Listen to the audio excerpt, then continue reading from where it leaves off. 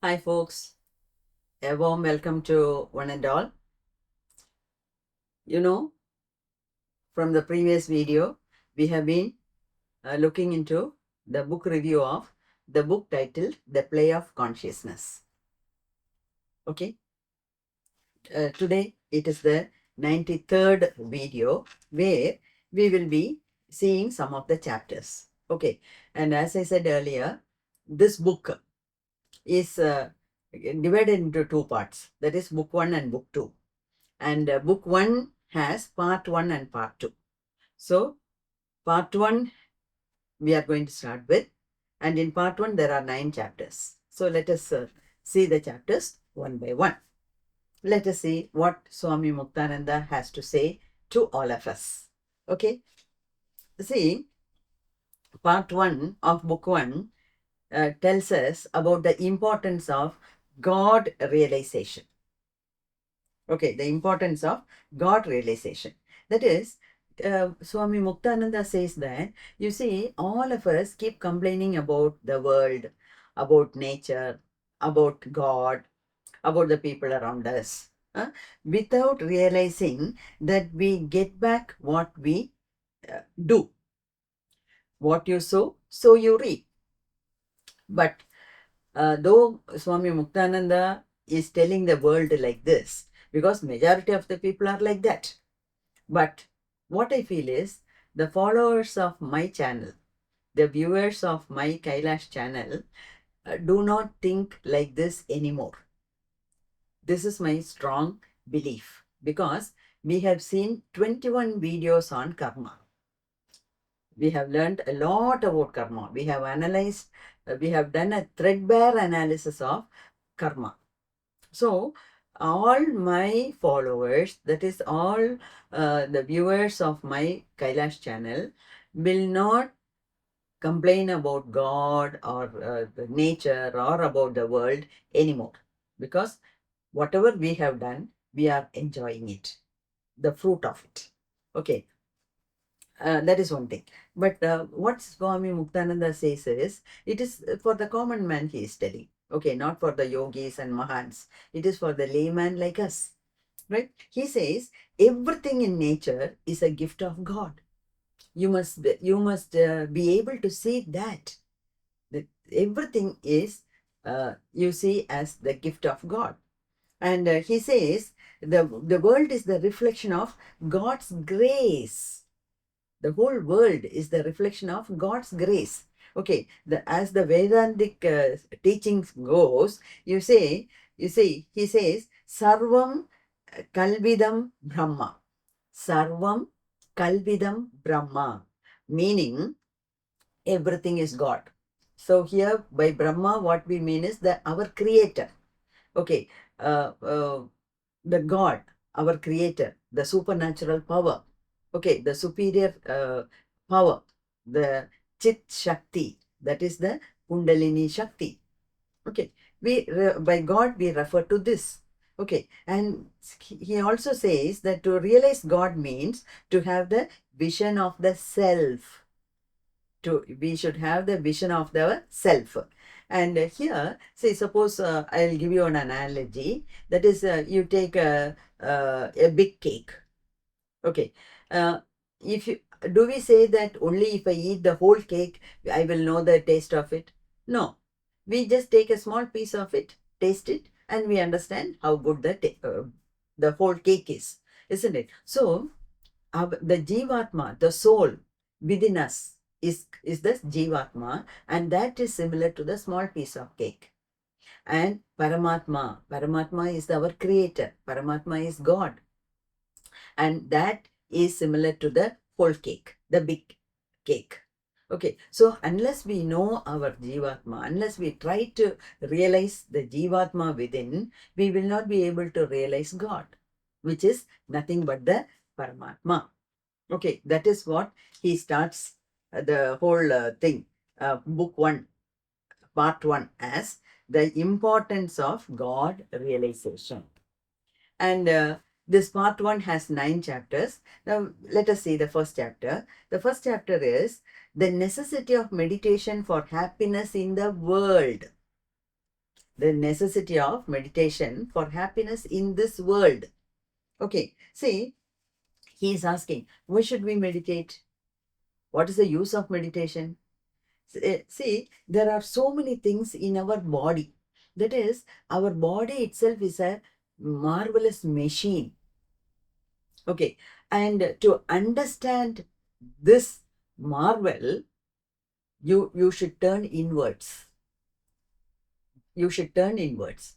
Turning inwards means meditating. Only when you meditate, you see the inner beauty. Lots of things are happening within our body, but we do not know about all those things. We are superficially seeing the body. We are taking bath, we are dressing up nicely, we are putting the makeup. We are satisfied with the external things. We don't bother to turn inwards and see what is inside. If only you know the way our body is functioning, you won't be able, you can't help wondering at the creator. Okay, while talking about the breath, the how flimsy it is, how delicate it is, Sadhguru says it only shows the audacity of the creator. Audacity of the creator, meaning how confident he is. He is creating men in the world, and each human being's existence depends upon the breath. But the breath is so fine, we don't even realize that. As long as we are living, we don't even realize, we don't bother to uh, stop for a minute and to think about the breath. It is so delicate. And so he says, see, it only shows the audacity of the person, the audacity of the creator. Person meaning here the audacity of the creator who has created it. He is so confident that he will live for 120 years with this thin inhale and exhale process. Okay, so if you want to understand God, you should turn inwards. That's what Swami Muktananda is telling us. The inner world is far greater than the outer world. Okay, far beautiful than the outer world. The inner world is far beautiful than the outer world. It is a marvelous thing. Okay, and this clear audience in the ear, that is, see, there are so many extrasensory perceptions which are happening once you sit and meditate. And see, this Vishuddhi Chakra, he says, Vishuddhi Chakra is responsible for our sleep. That is, see, I think I am able to connect it this way. See, the pineal gland is secreting melatonin, and this melatonin is dripping inside into the throat chakra, and so the throat chakra is inducing sleep. So that is how I connect it. And he says, see, whether you are a pauper, whether you are a beggar, whether you are a very, very ordinary man, or whether you are an emperor, during the daytime you do so much of hard work, and in the night you automatically fall asleep. And for falling asleep, for sleeping, you need the blessings of Sveteshwari. Sveta means white. So Sveteshwari is the white goddess who is residing in the Vishuddhi Chakra. She is responsible for your sleep. Okay, and see, he talks about Anahata Chakra. See, we have already seen that there are 12 petals in the Anahata Chakra, and each petal represents a character. Okay, and Swami Muktananda says that in the middle of the heart chakra, there is a light as the size of the thumb, as big as the size of the thumb, which is, that light is shimmering all the time. The light is burning all the time in the center of the Anahata Chakra. Unless you turn inwards, how will you know about all these things? How can you realize this? So, and man is the storehouse of infinite qualities. but you don't meditate, you don't do any good thing, you don't do any good service, you don't take care of your precious body. You must take care of your body. Then how can you find happiness in the without doing any of these things? How can you find happiness in the world? That's what he is asking us. So, and he says, at least you meditate to satisfy your desire for your worldly objects. You don't have to think about attaining mukti or getting enlightened. At least you are born into this world and you desire, you long for so many things. You long for good education, for money, for house, for so many things you are longing. Even to get all those desires satisfied, you must meditate. Only then these things will become handy for you. And he also says that, you see, we are all the time depending on our five senses for our pleasures. Okay, we are searching for the pleasure in the outer world. But what you have to do is you turn inwards, because inwardly what you get is far, far, far better than the sensations and the happiness you get from the external world. Okay, he says in his book, he takes each and every sense organ. There are 5 sense organs. Okay, and for each sense organ, he is giving a description. See, you depend on your eyes for getting good scene, for seeing something good. You depend on your nose for getting the good smell, and for getting the smell, you are buying a lot of perfume. You are wasting a lot of money, and for the taste, you go to hotels. You spend a lot of money. You eat something, and good and bad things you indiscriminately you eat, and you end up in getting diseases. Instead of looking in the outward in the outer world, you turn inside. And if you want to turn inside and enjoy life, you have to meditate. Okay, that's what he says. So irrespective of the religion, caste, creed, political party, country, in which country you are born, position, gender, whether you are in the mundane life, or whether you are a sannyasi, whether you are a celebrity, whether you are a householder, uh, whether you are a doctor or a patient, irrespective of any of these things, all must meditate. Okay, only then the CHITSHAKTI, that is the Kundalini, which is sleeping in our Mooladhara chakra, will be awakened. And once, if she is awakened, then whatever experiences we are going to get is totally different. Okay, he says, hearing nada in your right ear, hearing nada in your right ear, or getting drops of this amard, the secretions inside the throat. Now, these are all far beyond explanations. There is a kind of meditation which you do, if you do regularly, you will be able to hear the om sound in your right ear.